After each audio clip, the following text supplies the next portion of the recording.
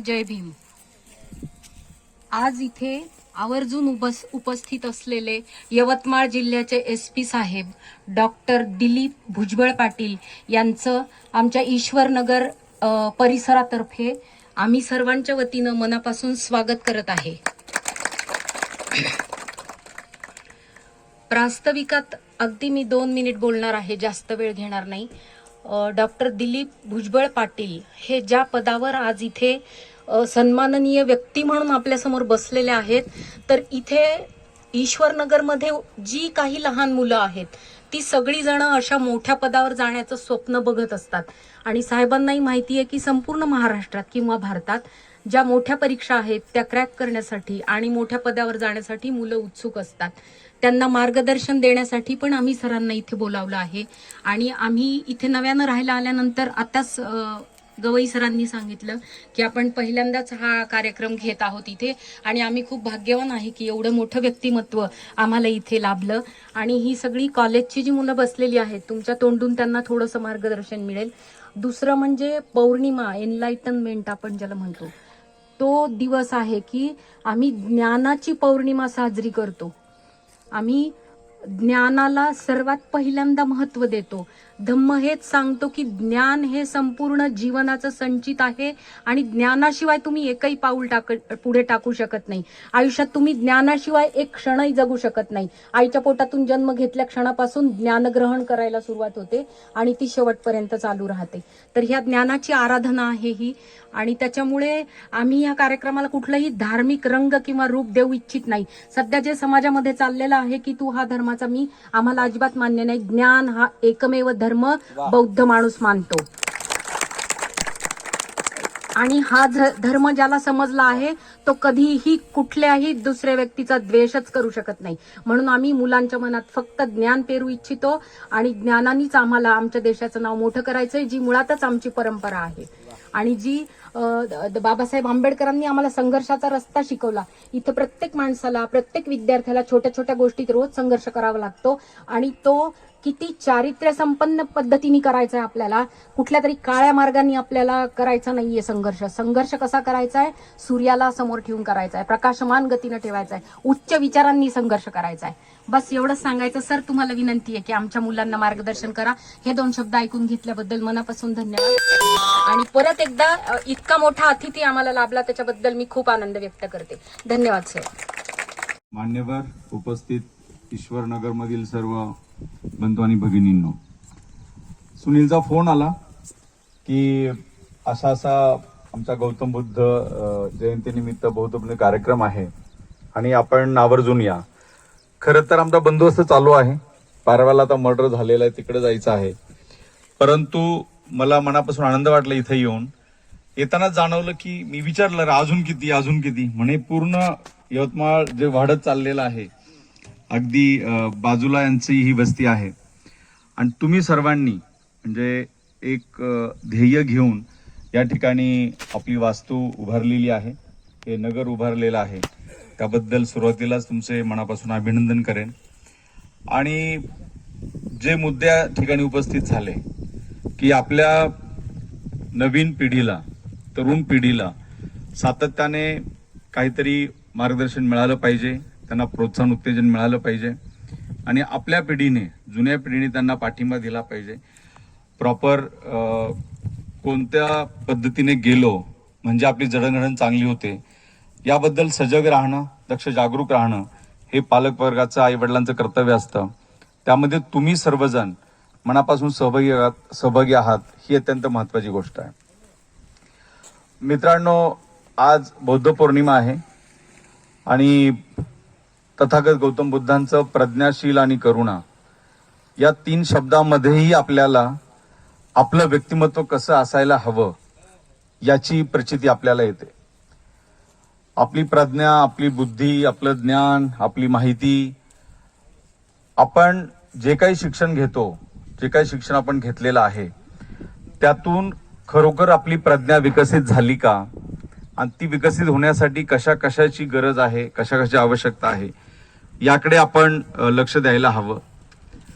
आणि शील ही तर अशी इतकी महत्वाची गोष्ट आहे की असं म्हटलं जातं की जर आपलं कॅरेक्टर गेलं, when character is lost everything is lost. त्यामुळं शीलाबद्दल, आपल्या चारित्र्याबद्दल, आपल्या वर्तणुकीबद्दल आपण सदैव जागरूक राहायला पाहिजे. आणि दुःखाचं मूळ काय आहे, दुःखाची कारणं काय आहेत, आणि यामध्ये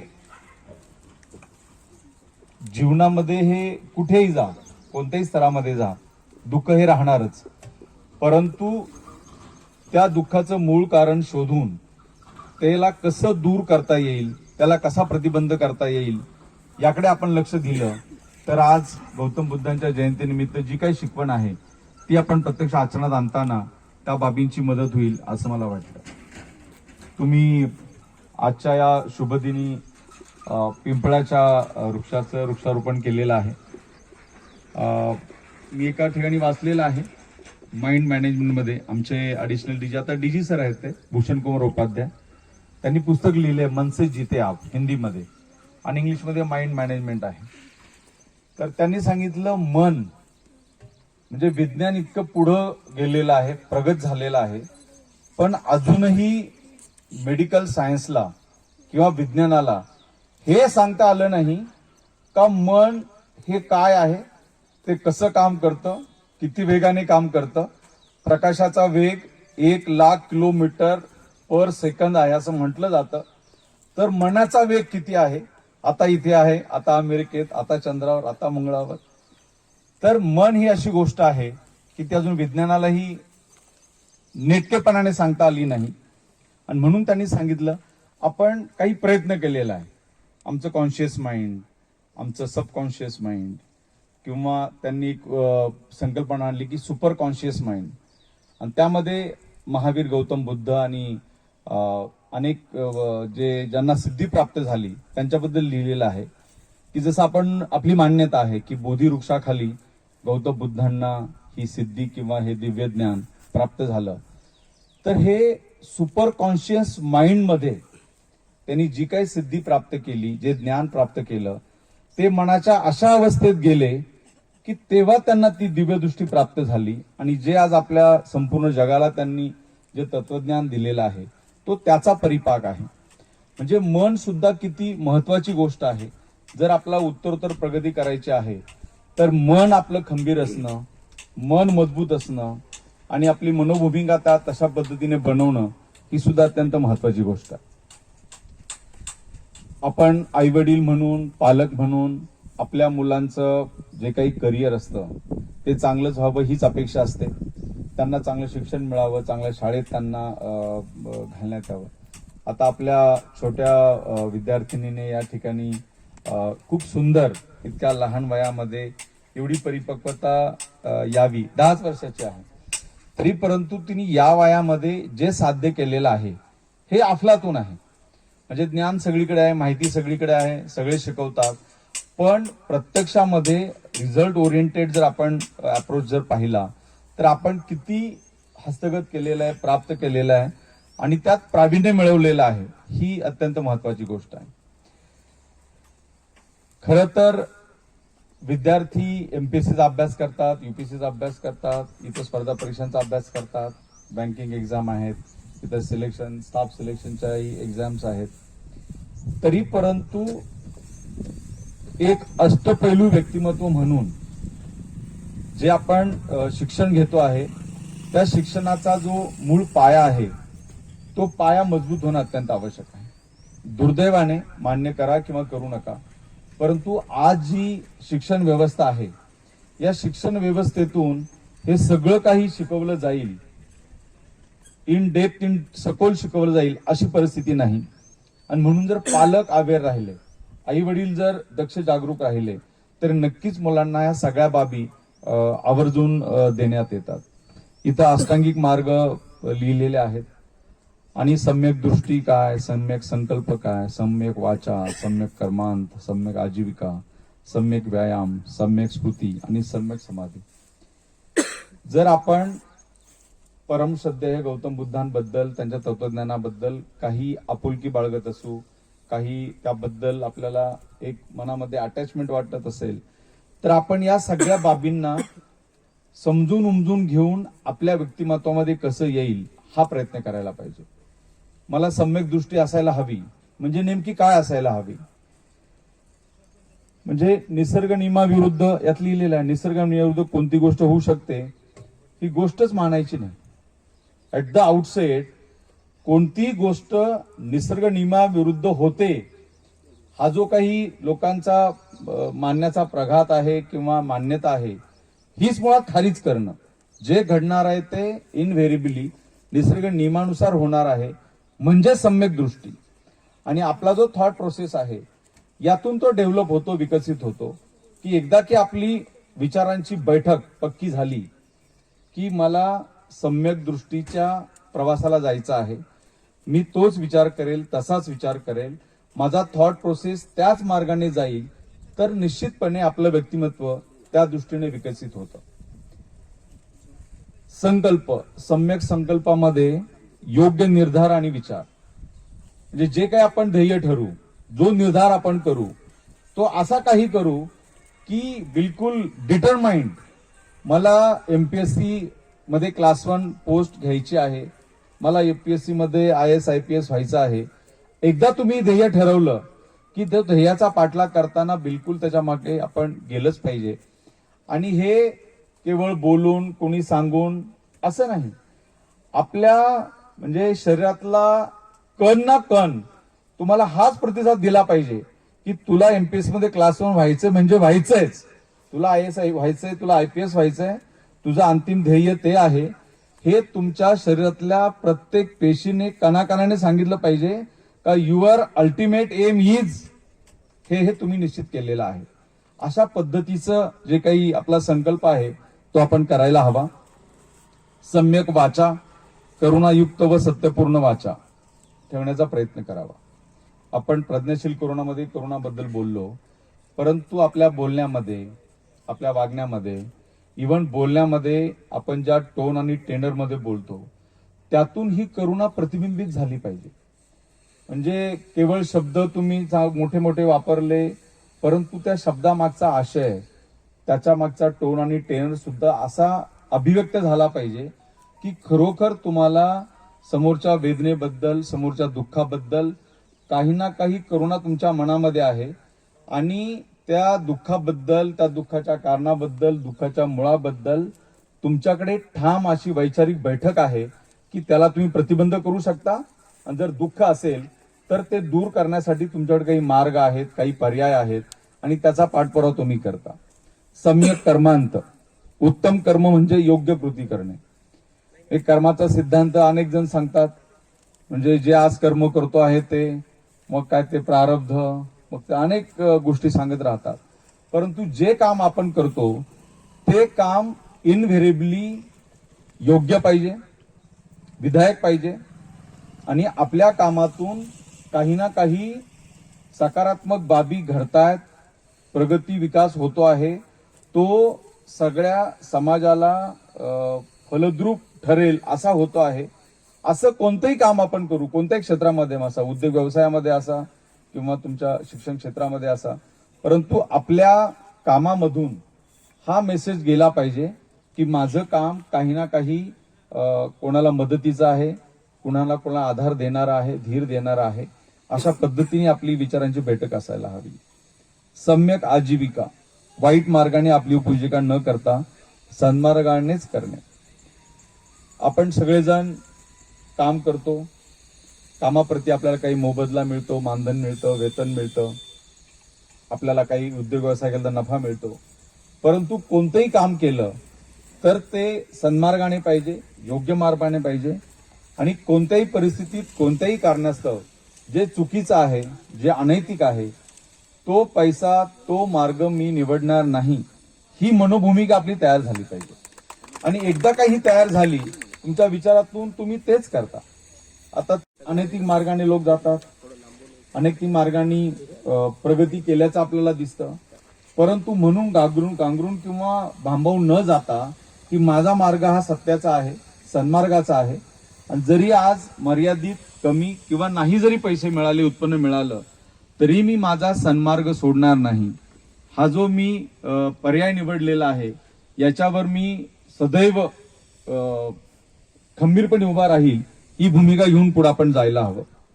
सम्यक व्यायाम, वाईट विचार निर्माण झाल्यास त्याचा त्वरित नाश करणे. आता याच्यामध्ये बरंच पुढे दिलेलं आहे. षड्रिपू असतात: काम, क्रोध, मोह, मद, माया, लोभ, मत्सर, द्वेष, मत्सर, हे सगळे आहेत. यातून कुणीही मुक्त झालेला नाहीये. जर माणूस आहे तर त्याला हे षटविकार, षड्रिपू राहणारच. परंतु त्याच्यावर विजय मिळवणं, त्याच्यावर नियंत्रण मिळवणं, आणि शक्यतोवर जे आपल्या मनामध्ये वाईट विचार येत आहेत, त्या वाईट विचारांना बाजूला ठेवून, त्यांना बाजूला काढून आपण सन्मार्गाने पुढे जाणं, याचा विचार केला पाहिजे. आणि जसं मनाचं आपण बोललो, तसं मनामध्ये भरपूर काही बाबी येतात, अनेक वाईट विचार येतात. तर त्यांना कसं नियंत्रित करायचं, याच्याकडे सुद्धा लक्ष देण्याची गरज आहे. सम्यक स्मृती, तात्विक गोष्टींचे स्मरण करून चित्तास, मनाला जागृत ठेवणं.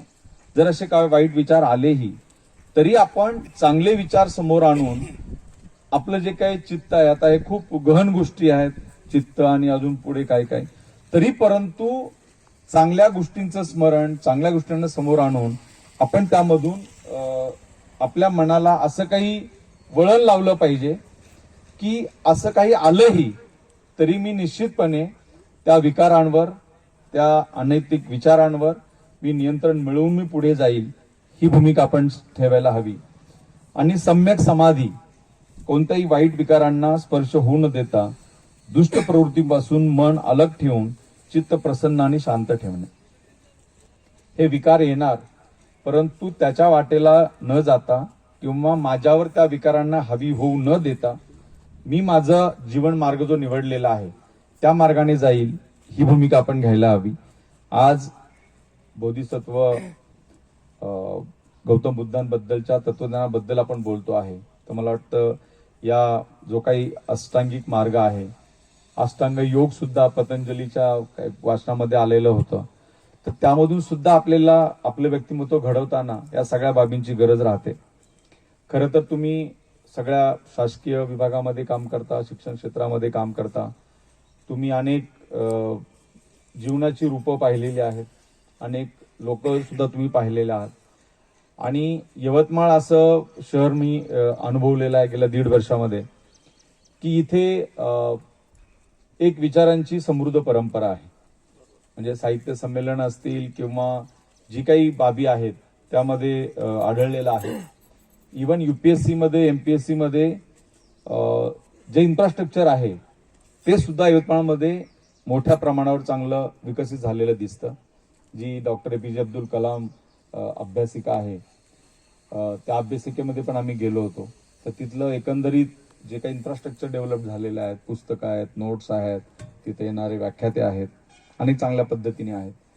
त्या कार्यक्रमाच्या ठिकाणाहून खाली पायऱ्याने उतरत असताना एक मुलगा आला, म्हणे सर आम्ही 400 रुपयामध्ये रूम घेऊन 8-10 मुलं आमच्या पूर्ण महिन्याच्या खर्चाचं, बजेटचं मॅनेजमेंट करतो 400 रुपयामध्ये, आणि म्हणे इथे तुमची फीस 500 रुपये, म्हणजे एका विद्यार्थ्याची. आम्हाला कसं जमणार आहे?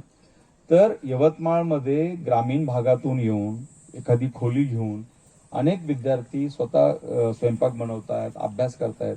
अशी सुद्धा खूप मुलं आहेत की जेणेकरून आपल्याला जीवनामध्ये काहीतरी करायचं आहे, काहीतरी घडवायचं आहे, ही उमेद घेऊन येत आहेत.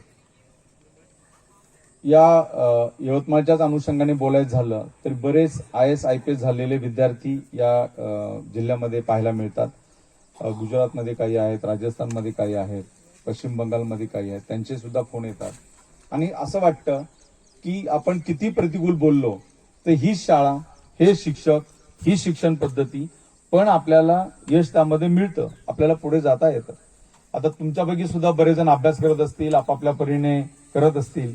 तर मागे मी एका मला वाटतं जाते कॉलेजला गेलो त्यावेळी सांगितलेलं होतं की यामध्ये यश कोणाला मिळतं, जर हा विषय समोर ठेवला तर एक दोन छोटी उदाहरणं मला द्यावीशी वाटतात. मी बीडीओ असताना तिथे ओकिनावा सेल्फ डिफेन्स अकॅडमीचे क्लासेस होते, लहान मुलांना शिकवतात. मग पहिला yellow belt, brown belt, black belt अशा टप्प्याटप्प्याने असतात. तर त्या ब्राऊन बेल्टची फायनल परीक्षा होती. जाधव सर म्हणून त्याचे एक्झाम घेत होते आणि त्याचे वेगवेगळे काता असतात. सकाळपासून ते सुरूच असतं त्यांचं, अभि हा मग तो वगैरे वगैरे. तर त्या परीक्षेच्या दिवशी मी मुद्दाम हे उदाहरण यासाठी सांगतो, त्या परीक्षेच्या दिवशी सगळे 8ला परीक्षा सुरू झाली. 8, 9 पाण्यासाठी ब्रेक नाही, कोणी म्हणजे ठरवून कोणी पाणी प्यायचं नाही. 9 झाले, 10 झाले. आता सवय असते ना आपल्याला. मग 11 वाजले, मग काही छोटी मुलं हात वर करून पाणी नो, म्हणजे एक वाजायला आला, 5 तास झाले. मग न राहून मुलं म्हणेल सर 4:30 5 तास झाले, तुम्ही ब्रेक दिला नाही, पाण्याचा घोट नाही, भूक लागलेली आहे. सरांनी काय सांगावं? सर म्हणे ही फायनल एक्झाम आहे आणि आमच्या पॅटर्न प्रमाणे ते एक्झाम होते, तुमचं जे काही ब्रेक, चहा, पाणी, जेवण ते नंतर. पण त्यांनी आश्वस्त करणारं अजून पुढे सांगितलं, तुम्ही अजून म्हणे 1 ते 1.5 तास करा नॉनस्टॉप असंच, मग तुम्हाला काही होणार नाही. म्हणजे मुलं काही काही तर अगदी आता कोसळणार अशा परिस्थितीला आले. इतकं एक्झर्शन झालं होतं, फिजिकल एक्झर्शन. आणि सर मला अजून 1-1.5 तास करा. आणि आश्चर्य आम्ही अनुभवलेलं आहे. सगळ्यांनी, लहान मुलांपासून तर मोठ्यांपर्यंत सगळ्यांनी अजून 1-1.5-2 तास तेच कंटिन्यू केलं. 1चे 2 वाजले, 2:30 वाजले, 3 वाजले. आणि मॅडम आश्चर्य आहे, 3 नंतर कुणी म्हटलं सुद्धा नाही की मला पाणी पाहिजे, का मला भूक लागली, की आता मी बसतो, की मी ब्रेक घेतो. बिलकुल नाही. ज्या टेम्पोमध्ये 3 पर्यंत केलं त्यांनी 5-5:30 पर्यंत त्यांची एक्झाम चालली. आणि सगळ्यांनी सुटकेचा निश्वास टाकला, अरे 5:30 झाले. मग सरांनी सांगितलं की आपण आपली कॅपॅसिटी कधी ओळखलेलीच नसते. की मी नॉनस्टॉप सकाळी 8 ते 5-5:30 पर्यंत जे काय फिजिकल एक्सरसाइज आहेत ते मी करू शकतो विदाउट ब्रेक, हे कधी आपल्या स्वतःला पडताळलेलंच नसतं. आज म्हणे तुमची ब्राऊन बेल्टची एक्झाम आहे, हा वेगळा पार्ट. पण तुमच्या लाईफमध्ये तुम्हाला हे कळेल का तुम्ही 8ला अभ्यासाला बसले तर 5:30 पर्यंत नॉनस्टॉप बिलकुल बसूच शकता, अशी ही भूमिका त्यामध्ये आपल्याला दिसते. आणि म्हणून मला हे सांगायचं आहे की आपण सगळ्यांनी कधी ना कधी आपली पडताळणी आपणच केली पाहिजे. ठरवून घ्यायचं की मी सलग किती वेळ काम करू शकतो, सलग किती तास अभ्यास करू शकतो, माझं सलग किती तास एकाग्रता, बिलकुल ज्याला आपण ज्यामध्ये जीव ओतून वाचन, अभ्यास, मनन, पठण जे करतो आहे त्याची जे एकदा आपण केली तर आपल्या व्यक्तिमत्वाला कळतं मी कोण आहे. आणि आपण म्हणतो ना आपल्याला ओळखा, मी कोण आहे ते तुम्ही ओळखा. तर या छोट्या छोट्या बाबीमधून आपण ओळखायला येतं. आता आपण सगळ्यांना अभ्यास करतो, याच्याबद्दल म्हणजे नन अदर दॅन परमश्रद्धेय महामानव डॉक्टर बाबासाहेब आंबेडकरांचे उदाहरण आहे. ते ज्यावेळी फॉरेनला, तुम्ही पण वाचलं असेल, ऐकलं असेल की तिथे लायब्ररीमध्ये ज्यांनी सर्वात जास्त अभ्यास, सलग सातत्यपूर्ण अभ्यास केलेला आहे त्यांच्या तिथे बाहेर फ्रेम लावून त्यांना एक रेकग्निशन दिलेलं आहे. त्या लायब्ररीच्या बाहेर पहिली फ्रेम लावलेली आहे, the gentleman has studied continuously for 14 hours. ती फ्रेम आहे जगाला कम्युनिझमचं तत्वज्ञान देणारे कार्ल मार्क्स. आणि दुसऱ्या बाजूला फ्रेम आहे, the gentleman has studied continuously for 18 hours. ती फ्रेम आहे डॉक्टर भीमराव रावजी आंबेडकर. आणि अजून तिसऱ्या फ्रेमची जागा त्यांनी बनवून ठेवलेली आहे, ती आजही रिकामी आहे. म्हणजे जगविख्यात जे रेकॉर्ड आहे बाबासाहेबांचं की सलग 18 तास, आजही विचार करा, 18 तास, दिवसाचे 24 तास, आमची झोप एवढी, आमचे आंघोळ, आमचे बाकीचे उद्योग सगळं पाहता 18 तास अभ्यास कसं शक्य आहे? आजही अविश्वसनीय, अनबिलिव्हेबल अशी परिस्थिती आहे. पण डॉक्टर बाबासाहेबांनी जे आपल्याला सगळ्यांना दिलेलं आहे त्याची बैठक पहा. सलग 18 तास अभ्यास करण्याची त्यांची तयारी, कुवत किंवा त्यांनी जे काही घडवलेलं आहे. आणि म्हणून मी अनेक वेळा सांगतो, भीम जयंतीला किंवा डिजिटल भीम जयंतीमध्ये किंवा अनेक फॉर्मॅटमध्ये लोकांनी 10 तास 12 तास जेवढं जमेल तेवढा अभ्यास करून बाबासाहेबांप्रती आपला आदरभाव आणि श्रद्धांजली अर्पण केलेली दिसते. म्हणून आपण जे तुम्ही क्षेत्र निवडलेलं आहे, तुम्ही युपीएससी करा, स्टाफ सिलेक्शन करा, बँकिंग एक्झाम करा, युपीएससी करा किंवा अदरवाईज जे क्षेत्र निवडलेलं आहे त्याच्यामध्ये आपला जो काही दृढ निश्चय आहे तो असा असायला हवा की नाही, मला हे करायचं आहे पण माझी बैठक, माझी तयारी ही अशा पद्धतीने असायला हवी. मित्रांनो, याच दुसऱ्या उदाहरणाकडे मी येतो आहे आणि ते उदाहरण सांगण्यापूर्वी मला हे सांगायचं आहे, किती जणांना पोहता येतं हात वर करा. स्विमिंग किती लोकांना, महिलांपैकी ठीक आहे. नाही, पोहण्यात हे उदाहरणच पोहण्याचं आहे. तर त्या जाधव सरांनी सांगितलं की म्हणे जसं तुम्हाला मी तुमच्यातली जी काही स्टॅमिना, तुमची क्षमता ओळखण्याबद्दलचं मी तुम्हाला आज लाईव्ह उदाहरण दिलेलं आहे. आता हे दुसरं उदाहरण सांगतो म्हणाले, ते तुमच्या लाईफ लॉंग यशस्वीसाठी आहे. यश कोणाला मिळतं ते म्हणाले, ज्यांना पोहता येतं त्यांना हे चांगलं कळेल. ज्यांना पोहता येत नाही पण ते कल्पना करू शकतात की हे काय आहे बाबा नक्की. ते म्हणाले, साधं उदाहरण आहे, पोहणारी मुलं, मुली, पुरुष, महिला नदीत जातात, तलावात जातात, स्विमिंग पूलमध्ये जातात आणि पोहायला गेले की त्यांच्या अनेक पोहण्याच्या काय बटरफ्लाय, इन्व्हर्टेड बटरफ्लाय, अनेक त्यांच्या स्टाईल वगैरे असतात. पण कधी कधी आपला स्टॅमिना किती आहे असं मुलं किंवा जी पोहणारी मंडळी असेल ते श्वास घेतात, पाण्याखाली जातात आणि जेवढा त्यांचा स्टॅमिना क्षमता आहे तेवढं थांबतात आणि वर येतात. मग ते कधी कधी मी 10 म्हणेपर्यंत खाली थांबलो, मी 20 म्हणेपर्यंत थांबलो. मग कोणी नाणं टाकतं, मग मी तो नाणं घेऊन येतो, एखादी वस्तू टाकतो ती मी घेऊन येतो, अशा अनेक खेळ करतात. ते म्हणाले, यश कोणाला मिळतं याच्याबद्दल हे उदाहरण मी देतो आहे. कल्पना करा, स्विमिंग पूल आहे किंवा विहीर आहे, तुम्ही पोहायला गेलेले आहात, तुम्ही पोहता पोहता ठरवलं, श्वास घेतलेला आहे आणि तुम्ही पाण्याखाली गेलेला आहात. जेवढा तुमचा स्टॅमिना आहे तुम्ही तोपर्यंत पाण्यामध्ये राहता. पण एक वेळ अशी येते का तुमचा श्वास संपत येतो आणि तुम्हाला एकच वेध लागलेला असतो, आता पाण्याच्या वर येऊन दुसरा श्वास घ्यायचा असतो.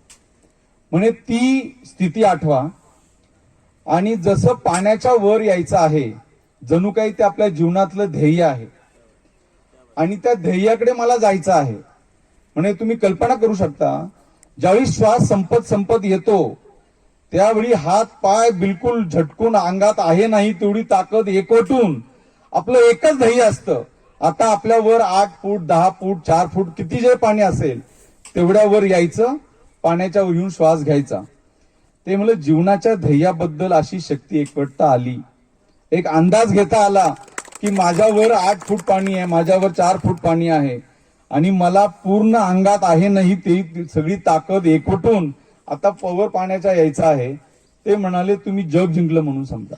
ज्याला हे जमतं त्यांनी जग जिंकलं म्हणून समजा. ते म्हणाले, क्लायमॅक्स अजून पुढे आहे. या जजमेंट मध्ये फ्रॅक्शन ऑफ सेकंडची जरी चूक भूल झाली तरी साक्षात मरण आहे.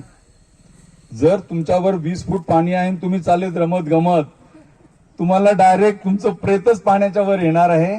म्हणून जीवाच्या आकांताने, मरणाच्या आकांताने जे प्रयत्न करतात त्यांना यश मिळतच मिळतं. म्हणून सरांनी सांगितलं की क्षेत्र कोणतंही असो, यश मिळवायचं आहे ना, अशा पद्धतीने आपण पुढे जायला हवं. जगामध्ये अनेक बाबी असतात पण आपला ध्यास आणि दृष्टिकोन हे अत्यंत महत्वाचे आहेत. आपला नेमका ध्यास कसा आहे आणि आपण आपला दृष्टिकोन आपण काय बाळगलेला आहे यावर आपण आपलं व्यक्तिमत्व चांगलं घडवलं गेलं पाहिजे. आणि छोट्या छोट्या बाबी आहेत, बोलायला भरपूर आहे पण वेळेची मर्यादा असल्यामुळे साधा आपण अभ्यास करतो. आता तुम्ही अभ्यास केलेला असणार, आपण सगळ्यांनी अभ्यास केलेला आहे. आपण जातो लायब्ररीमध्ये, घरामध्ये, आपल्या स्टडी रूम मध्ये, टेबलवर आता तुम्हाला वाटेल आता हे सांगायला एसपी साहेब कशाला पाहिजेत, पण बाबत गोष्ट. तर आपण जातो जिथे आपलं लायब्ररीतली जागा ठरलेली असते, घरातली आपली स्टडी रूम असते, टेबल खुर्ची असते नसते, खाली जसं असेल तसं आपण जातो आणि आपण पुस्तक घेतो, बसतो. आणि हे उदाहरण संजय राडकर आमच्या सिनियरनी आम्हाला सांगितलेलं होतं. ते म्हणाले अभ्यास करायचा आहे त्याला सुद्धा काहीतरी स्टाईल पाहिजे, त्याचा स्टाईल स्टेटमेंट असायला पाहिजे. अभ्यास असं नाही करायचं. ते म्हणे तुम्ही जा आणि आज काय समजा हिस्ट्री मधलं तुम्ही काही करायचा अभ्यास ठरवलेला आहे, इतिहासाचं पुस्तक आहे, नोट्स आहेत, जा तिथे शांतपणे खुर्चीवर बसा जिथे तुम्ही लायब्ररीमध्ये घरामध्ये, आणि पुस्तक मिटलेलं आहे त्याला मिटलेलंच ठेवा. एकदम काय लगेच उडून लगेच दणदण सुरू करायची काही गरज नाही.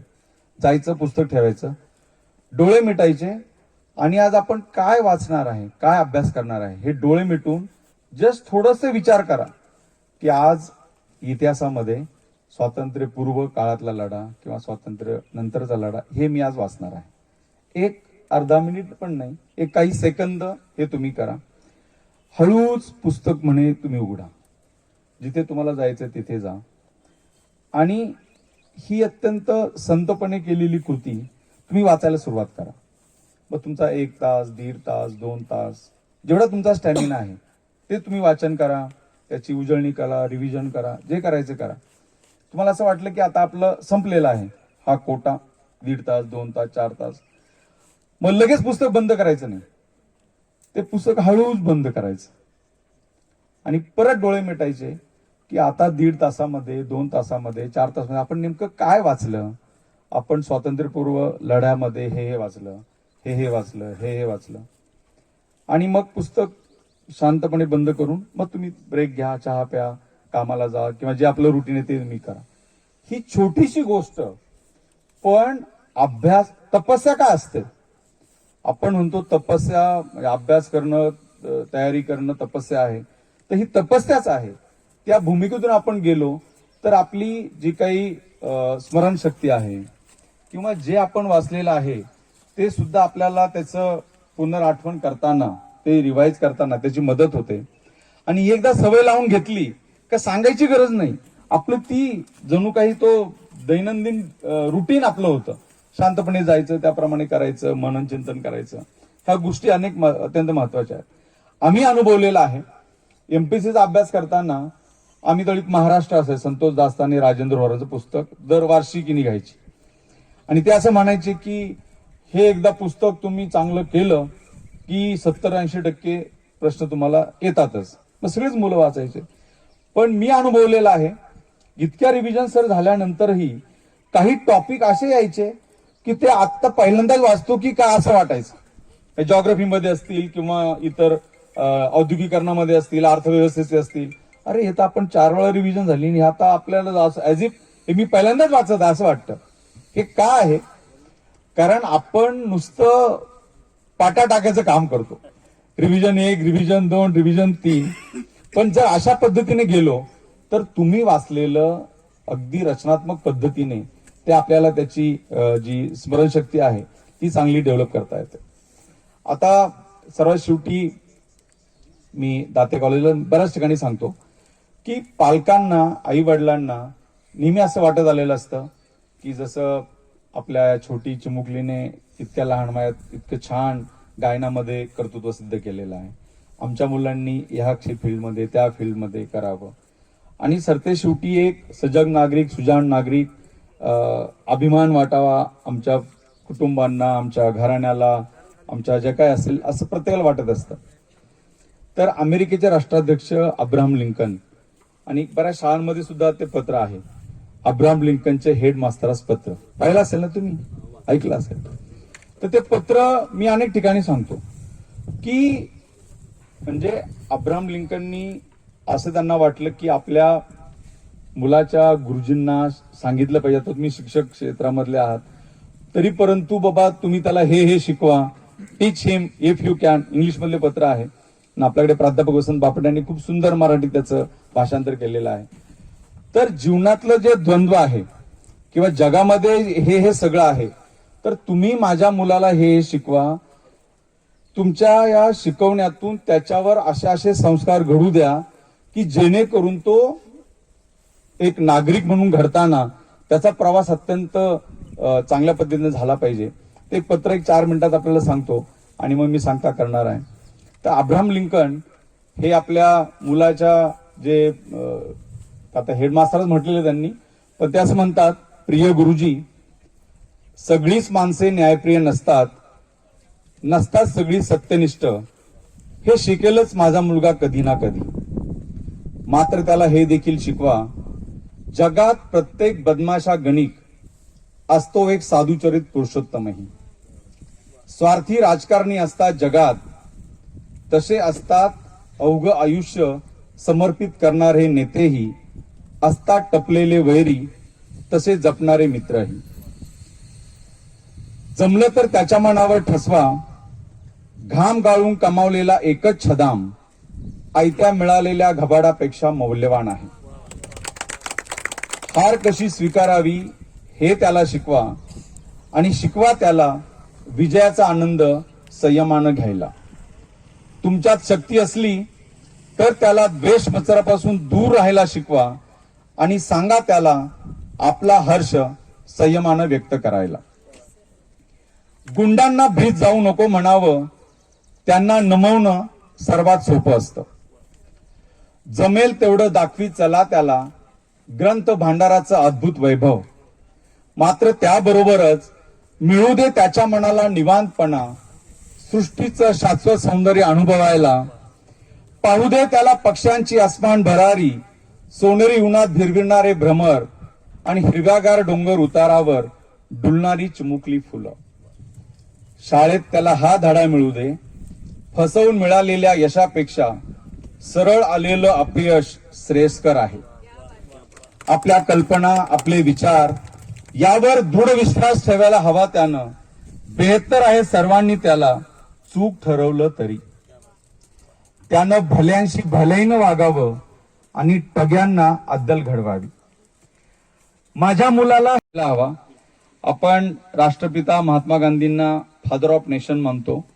जर कधी फादर ऑफ युनिव्हर्स किंवा फादर ऑफ इंटरनॅशनल लेवलचं कोणाचं मानायचं झालं, केवळ हे पत्र अब्राहम लिंकन यांना, ते आंतरराष्ट्रीय पिता आहेत, त्या पित्याच्या भूमिकेतून त्यांनी हे सगळं मांडलेलं आहे की जे आजही आत्ताही आपल्याला या ठिकाणी रिलिव्हंट वाटतं अशा पद्धतीचं आहे.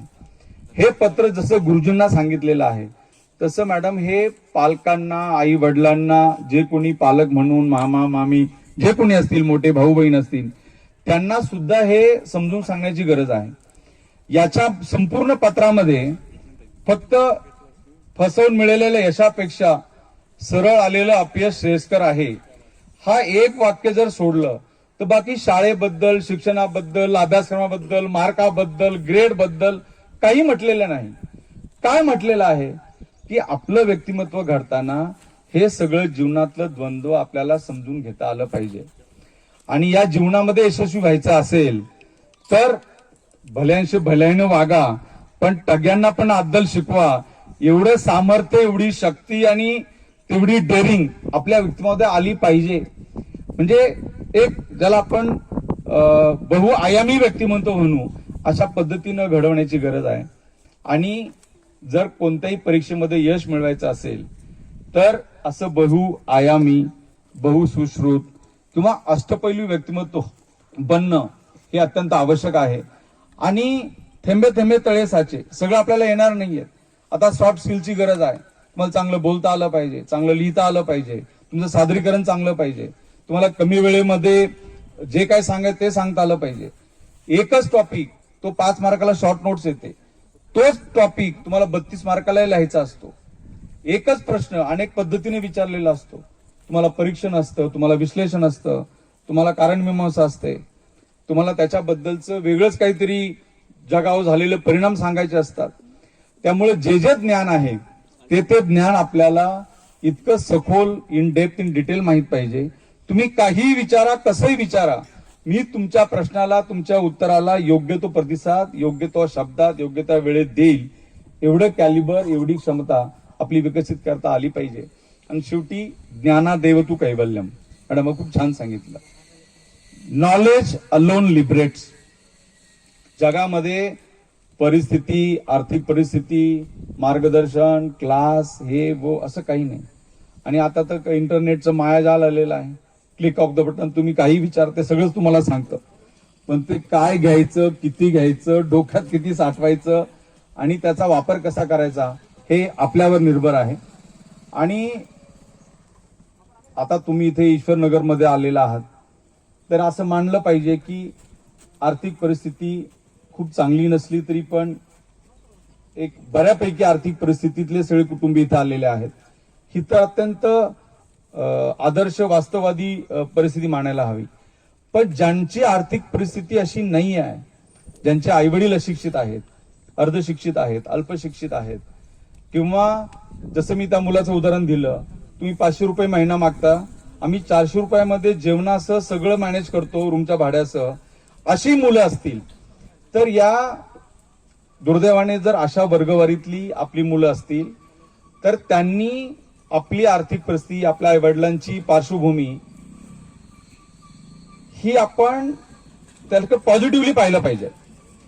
म्हणजे आपण म्हणतो तुम्हाला जिद्द पाहिजे, तुम्ही मेहनत करा, तुम्ही परिश्रम घ्या, तुम्ही चिकाटीने काम करा.